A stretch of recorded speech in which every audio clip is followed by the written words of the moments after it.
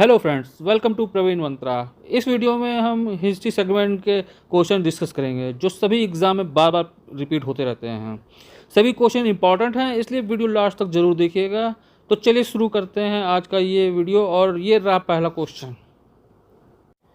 Question है, भारतीय राष्ट्रीय कांग्रेस के पहले अध्यक्ष कौन थे? ऑप्शन ए दादा भाई नौरोजी, बी सुरेंद्र नाथ बनर्जी, सी उमेश चंद बनर्जी, या फिर डी ए.ओ. ह्यूम। तो जो सही आंसर है वो है सी व्योमेश चंद बनर्जी। भारतीय राष्ट्रीय कांग्रेस का जो प्रथम सम्मेलन है वो बम्बई के गोकुल दास तेजपाल संस्कृत विद्यालय जो है उसमें हुआ था। और प्रथम अधिवेशन जो थी इसकी अध्यक्षता जो है ये व्योमेश चंद बनर्जी ने की थी। और इसके संस्थापक जो हैं वो ए.ओ. ह्यूम थे। अगला क्वेश्चन है, विवेकानंद ने शिकागो में आयोजित पार्लियामेंट ऑफ वर्ल्ड रिलीजन्स में कब भाग लिया था? ऑप्शन ए 1872 में, बी 1890 में, सी 1893 में, या फिर डी 1901 में। जो राइट आंसर है वो है सी 1893 में। स्वामी विवेकानंद का जन्म जो है वो बंगाल में हुआ था। इनके बचपन का नाम नरेंद्र था।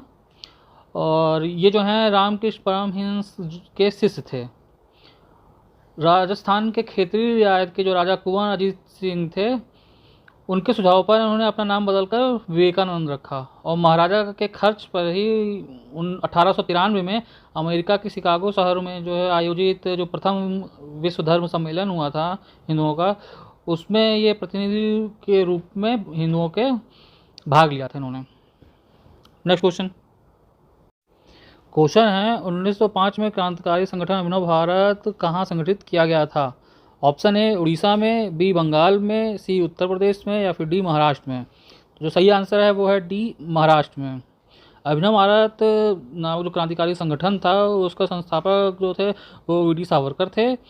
और इसका जो स्थापना की गई थी ये महाराष्ट्र में की गई थी। ये जो है एक गुप्त संगठन था जिसका वार्षिक सम्मेलन जो है क्रांतिकारी द्वारा आयोजित किया जाता था। इस संस्था में पांडुरंग महादेव को जो है बम बनाने की कला सीखने के लिए पेरिस भेजा गया था। अगला क्वेश्चन है, लंदन में आयोजित निम्नलिखित गोलमेज सम्मेलनों में से किसमें महात्मा गांधी उपस्थित थे? ऑप्शन ए प्रथम में, बी द्वितीय में, सी तृतीय में, या फिर डी उपरोक्त में से किसी में नहीं। तो जो सही आंसर है वो है ऑप्शन बी द्वितीय में। द्वितीय गोलमेज सम्मेलन जो है उसका आयोजन 17 सितंबर से लेकर 1 दिसंबर 1931 में लंदन में हुआ था। महात्मा गांधी जो हैं कांग्रेस के एकमात्र प्रतिनिधि के रूप में वहाँ भाग लिया था। वो महात्मा गांधी जो हैं राजपुताना नामक जो जहाज़ था उससे वो इस सम्मेलन में भाग लेने लंदन पहुँचे थे। और ये जो दूसरी गोलमेज सम्मेलन हुआ था ये किसी ठोस निर्णय के बिना ही समाप्त हो गया था। नेक्स्ट क्वेश्चन है, इंडियन ओपिनियन पत्रिका के प्रथम संपादक कौन थे? Option A M.K. Gandhi, B Albert West, C Mahadev Desai, या फिर डी मनसुख लाल नजर। तो जो सही आंसर है वो है डी मनसुख लाल नजर। इंडियन ओपिनियन पत्रिका जो है वो महात्मा गांधी द्वारा जो है दक्षिण अफ्रीका में 1903 में प्रारंभ की गई थी, जिसके प्रथम संपादक जो थे मनसुख लाल नजर थे। यह पत्रिका जो है 4 भाषाओं में प्रकाशित होती थी, अंग्रेजी, तमिल, हिंदी और गुजराती। अगला क्वेश्चन है, महात्मा गांधी के साथ निम्न मुसलमानों में से किसने बाल गंगाधर तिलक की अर्थी उठाई थी? Option A Shaukat Ali, B Mohammad Ali, C Maulana A.K. आज़ाद, या फिर डी M.A. अंसारी। तो जो सही आंसर है वो है शौकत अली। बाल गंगाधर तिलक की जो मृत्यु हुई थी वो 1 अगस्त 1920 को हुई थी। उनकी अर्थी को महात्मा गांधी के साथ जो है शौकत अली और सैफुद्दीन किचलू ने उठाया था। मौलाना हसरत मोहानी जो हैं उस शोक सभा में शोक गीत पढ़ा था उन्होंने। अगला जलियांवाला बाग नरसंहार पर कांग्रेस जांच समिति की रिपोर्ट के प्रारूप लिखने का कार्य किसे सौंपा गया था? ऑप्शन ए जवाहरलाल नेहरू को, बी महात्मा गांधी को, सी आर दास को, या फिर डी फजलुल हक को। तो जो सही आंसर है वो है बी महात्मा गांधी को। जलियांवाला बाग नरसंहार जो है वो 13 अप्रैल 1919 को जलियांवाला बाग पंजाब में हुआ था। इस नरसंहार के उसमें कांग्रेस की जांच समिति की रिपोर्ट की प्रारूप तैयार करने की जिम्मेदारी जो है वो गांधी जी को सौंपी गई थी और उन्होंने ही इस जांच रिपोर्ट को तैयार किया था। अगला क्वेश्चन है भारतीय राष्ट्रीय कांग्रेस के किस अंतिम अधिवेशन में बाल गंगाधर तिलक ने भाग लिया था? ऑप्शन ए कलकत्ता अधिवेशन 1906, बी सूरत अधिवेशन 1907, सी कलकत्ता अधिवेशन 1917, या फिर डी अमृतसर अधिवेशन 1919। तो जो सही आंसर है वो है डी अमृतसर अधिवेशन 1919। बाल गंगाधर तिलक ने जो है अंतिम रूप से भारतीय राष्ट्रीय कांग्रेस के अमृतसर अधिवेशन जो 1919 में हुआ था उसमें भाग लिया था। इन्होंने मैनचाम्सफोर्ड सुधार के तहत होने वाले जो विधायिका के चुनाव के बहिष्कार करने की महात्मा गांधी की जो नीति का विरोध किया था। तिलक ने उत्तरदायी सहयोग की नीति को अपनाने की सलाह दी थी उसमें। नेक्स्ट क्वेश्चन है कामागाटामारू क्या था? ऑप्शन ए एक औद्योगिक केंद्र, बी एक बंदरगाह, सी एक जहाज, या फिर डी सेना की एक टुकड़ी। तो जो सही आंसर होगा वो है सी एक जहाज।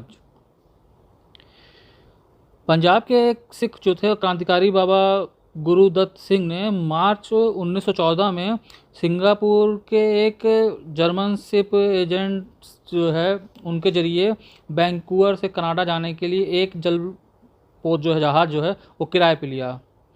इसी जहाज़ का नाम जो था वो कामागाटामारू था। अगला क्वेश्चन है गांधी जी को वन मैन बाउंड्री फोर्स कहकर किसने संबोधित किया था? ऑप्शन ए चर्चिल ने, बी एटली ने, सी माउंटबेटन ने, या फिर डी साइमन ने। तो जो सही आंसर है वो सी माउंटबेटन ने। 1946 में बंगाल में हुए नोआखली के दंगे से महात्मा गांधी की भूमिका से प्रभावित होकर के तत्कालीन गवर्नर जनरल जो था माउंटबेटन उन्होंने गांधी जी को वन मैन बाउंड्री फोर्स कहकर संबोधित किया था। अगला क्वेश्चन है लखनऊ में 1857 के स्वतंत्रता संग्राम का नेतृत्व किसने किया था? ऑप्शन ए जीनत महल ने, बी नाना साहेब ने, सी हजरत महल ने, या फिर डी तात्या टोपे ने। तो जो सही आंसर है वो है सी हजरत महल ने।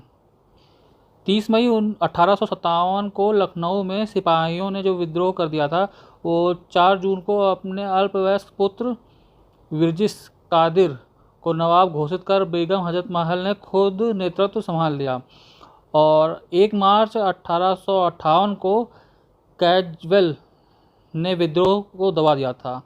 हजरत महल भागकर नेपाल चली गई थी वहाँ से। क्वेश्चन है निम्नलिखित में से किस अधिवेशन के लिए कांग्रेस ने पहली बार एक महिला को अध्यक्ष चुना था? ऑप्शन ए कलकत्ता अधिवेशन 1917, ऑप्शन बी गया अधिवेशन 1922, ऑप्शन सी इलाहाबाद अधिवेशन 1921, या फिर डी लखनऊ अधिवेशन 1916। तो जो सही आंसर है वो है ऑप्शन ए कलकत्ता अधिवेशन 1917 में। कांग्रेस का जो 32वां अधिवेशन था वो दिसंबर 1917 में कलकत्ता में हुआ था।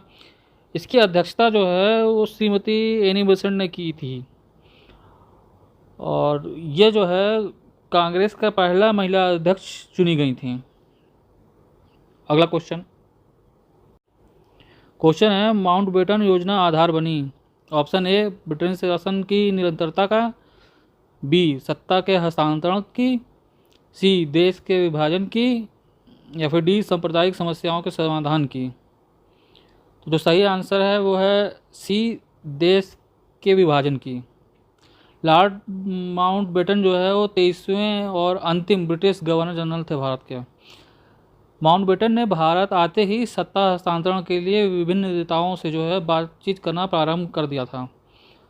सभी नेताओं को राजी कर माउंटबेटन लंदन गए और ब्रिटिश सरकार की सहमति पाकर वे भारत वापस आए और 3 जून 1947 को भारत विभाजन योजना जो है, जो बाद में जाके माउंटबेटन योजना जो है, उसको प्रस्तुत की। अगला क्वेश्चन है 1942 में कांग्रेस के बंबई अधिवेशन में किसके द्वारा भारत छोड़ो प्रस्ताव प्रस्तावित किया गया था? ऑप्शन ए जवाहरलाल नेहरू द्वारा, बी नरेंद्र देव द्वारा, सी राजेंद्र प्रसाद द्वारा या फिर डी जेबी कृपलानी द्वारा। जो सही आंसर है वो है ए जवाहरलाल नेहरू द्वारा। 1942 में कांग्रेस के बंबई अधिवेशन में जवाहरलाल नेहरू द्वारा जो है भारत छोड़ो प्रस्ताव प्रस्तावित किया गया था। 8 अगस्त 1942 को प्रस्ताव पारित कर दिया गया था। इस सम्मेलन में गांधी जी ने करो या मरो का नारा दिया था। अगला क्वेश्चन दक्षिण अफ्रीका से वापस लौटने के पश्चात गांधी जी ने अपना प्रथम सफल सत्याग्रह कहाँ शुरू किया था?